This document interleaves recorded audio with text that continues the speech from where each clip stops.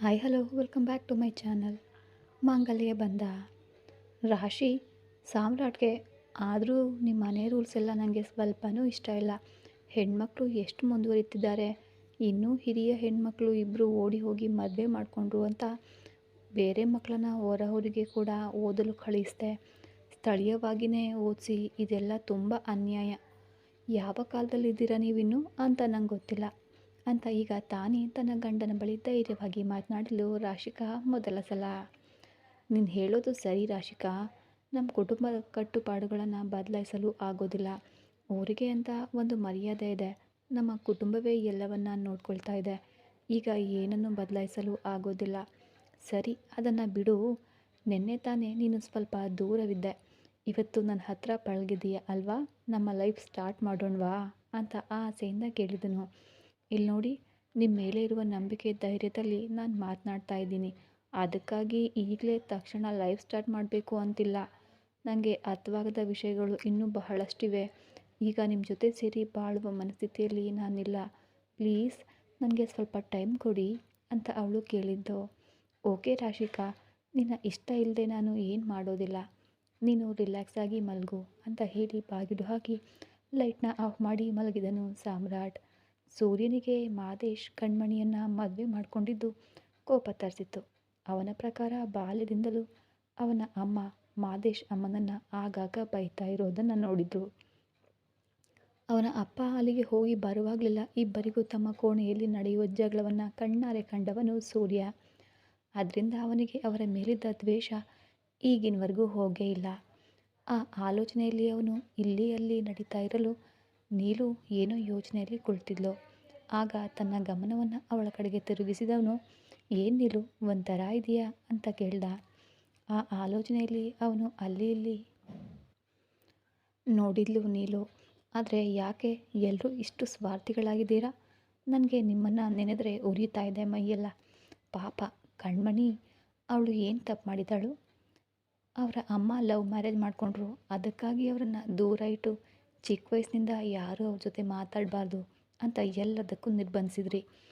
ಹಾಗಿದ್ರೂ ತಿಳಿಯದ ನಾನು ಕಣ್ಮಣಿ ಹತ್ರ ಮಾತಾಡ್ತಲೇ ಇದ್ದೆ.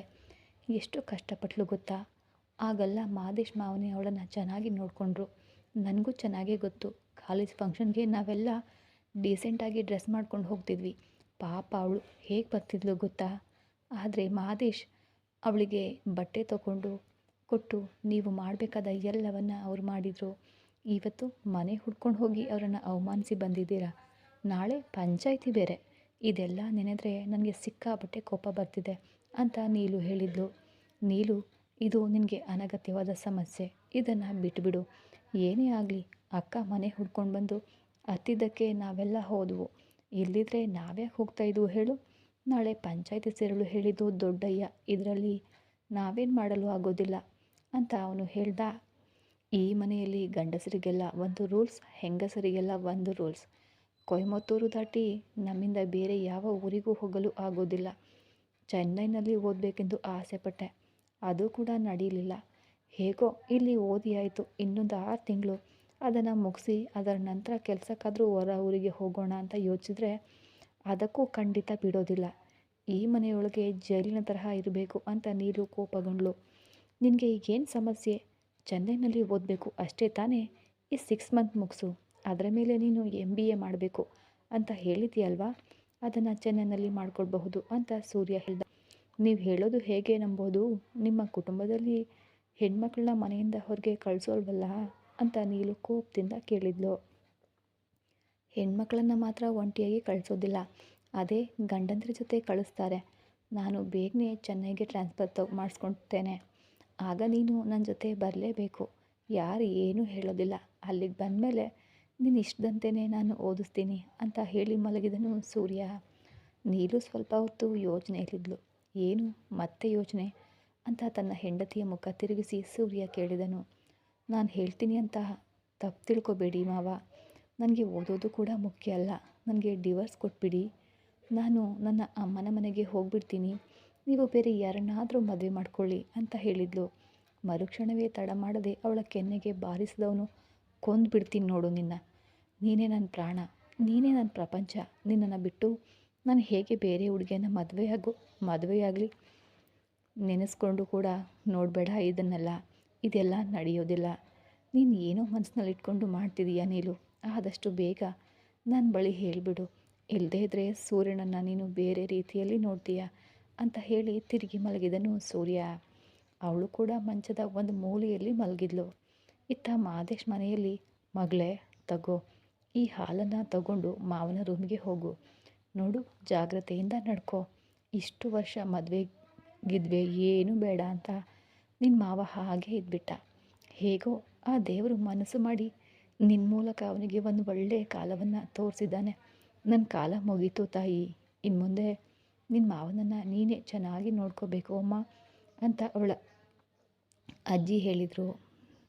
ನೀನು ಕಳವಳ ಪಡಬೇಡ ಅಜ್ಜಿ, ನಮ್ಮಿಬ್ಬರಿಗಾಗಿಯೇ, ನನ್ನ ಮಾವನಿಗಾಗಿಯೇ ಚೆನ್ನಾಗಿ ನೋಡ್ಕೊಳ್ತೀನಿ.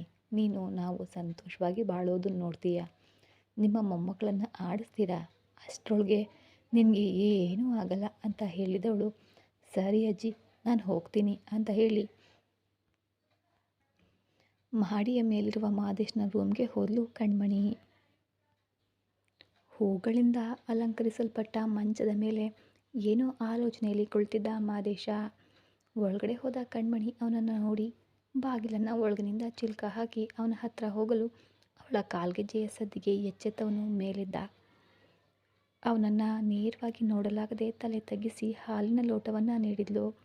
ಅವಳನ್ನು ನೋಡಿ ಮುಗುಳ್ನಗ್ತಾನೆ ಹಾಲಿನ ಲೋಟವನ್ನು ಪಡೆದು ಪಕ್ಕದಲ್ಲಿನ ಮೇಜಿನ ಮೇಲೆ ಇಟ್ಟ. ಮಹದೇಶನ ಕಾಲಿಗೆ ಬಿದ್ದಳು ಕಣ್ಮಣಿ.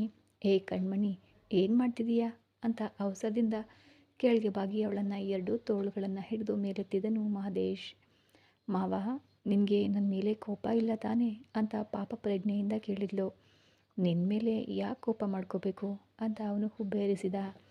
ಇಲ್ಲ ಮಾವ, ನಾನೇ ಓಡಿ ಬಂದು ನಿನ್ನನ್ನು ಸಂಕಷ್ಟದಲ್ಲಿ ಸಿಕ್ಕಿಸ್ಬಿಟ್ಟೆ.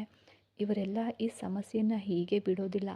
ಅದನ್ನು ನೆನೆಸ್ಕೊಂಡ್ರೆ ನನಗೆ ಸ್ವಲ್ಪ ಭಯ ಆಗ್ತಿದೆ ಅಂತ ಕಣ್ಣೀರು ಹಾಕಿದವಳನ್ನು ತನ್ನ ಎದೆಗೆ ಅಪ್ಕೊಂಡು ಅವಳ ತಲೆಯನ್ನು ಸಮಾಧಾನದಿಂದ ಸವರುತ್ತಾ, ಏನು ಕಣ್ಮಣಿ ಮಾತಾಡ್ತಿದ್ದೀಯಾ ನೀನು? ನನ್ನ ಜೀವನದಲ್ಲಿ ಇದೆಲ್ಲ ನಡೆಯುತ್ತೆ ಅಂತ ನಾನು ಸ್ವಲ್ಪ ಕೂಡ ಎದುರು ನೋಡಿರಲಿಲ್ಲ. ನನಗೆ ಮದುವೆ ಮಾಡಿದೆಯೇ ಹೋಗ್ಬಿಡ್ತೀನಿ ಅಂತ ಅಮ್ಮ ಇಷ್ಟು ದಿನ ಹತ್ತಿದ್ದಾಳೆ ಗೊತ್ತಾ. ಆದರೆ ಇವತ್ತು ಅಮ್ಮ ಕೂಡ ಕಣ್ತುಂಬ ನಮ್ಮ ಮದುವೆಯನ್ನು ನೋಡಿದ್ಲು. ಇಲ್ಲಿ ನೋಡು ಕಣ್ಮಣಿ, ನೀನು ಯಾವುದಕ್ಕೂ ಕೊರಗಬೇಡ. ನಿನ್ನ ಮೇಲೆ ನನಗೆ ತುಂಬ ಪ್ರೀತಿ ಇದೆ. ಆ ಪ್ರೀತಿಯಿಂದನೇ ನಿನ್ನನ್ನು ನಾನು ಮದುವೆಯಾಗಿದ್ದು.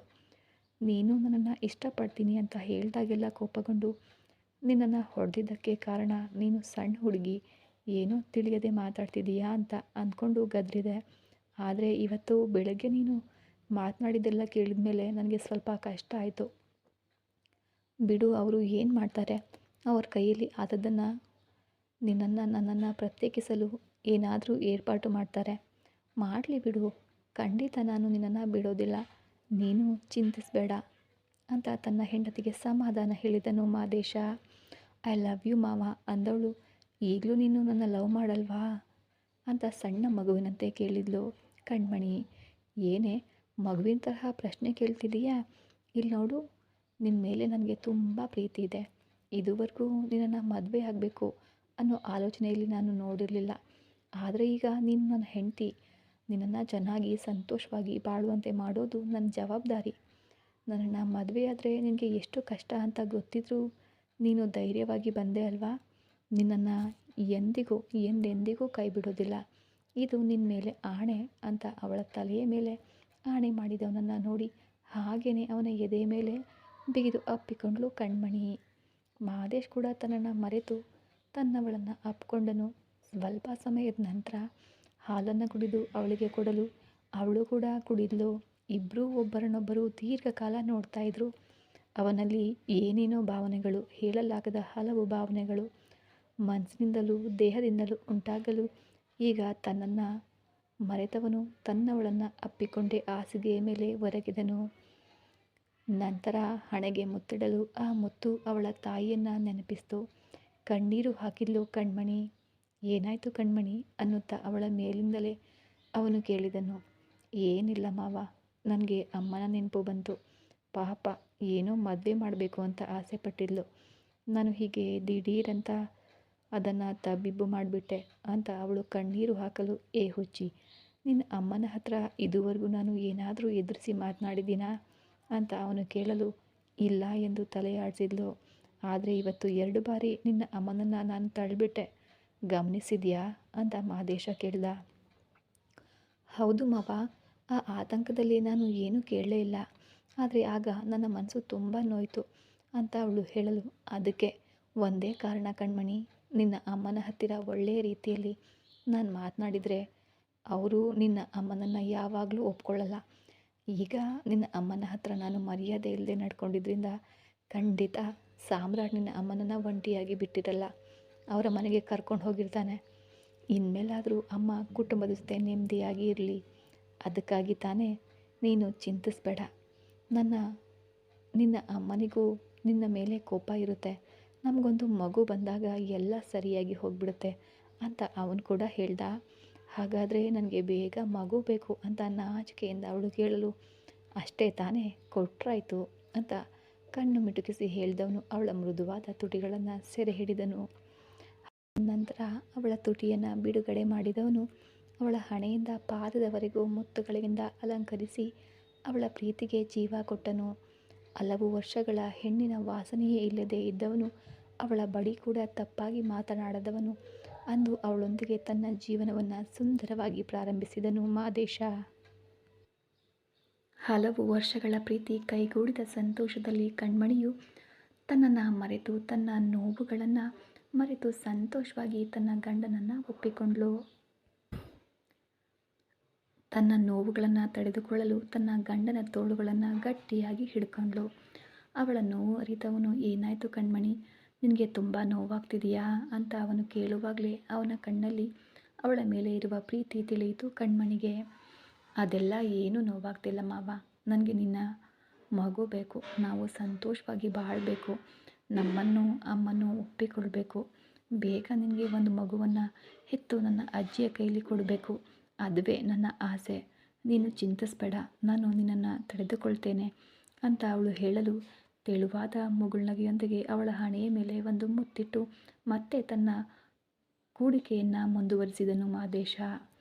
ದೀರ್ಘ ಸಮಯದ ನಂತರ ಅವಳನ್ನು ಬಿಡಿಸಿ ಪಕ್ಕಕ್ಕೆ ಸರಿದು ಮಲಗಿದವನು ಆಗಲೂ ಅವಳನ್ನು ಬಿಡದೆ ತನ್ನ ಎದೆಗೆ ಅಪ್ಪಿಕೊಂಡೇ ನಿದ್ರಿಸಿದನು.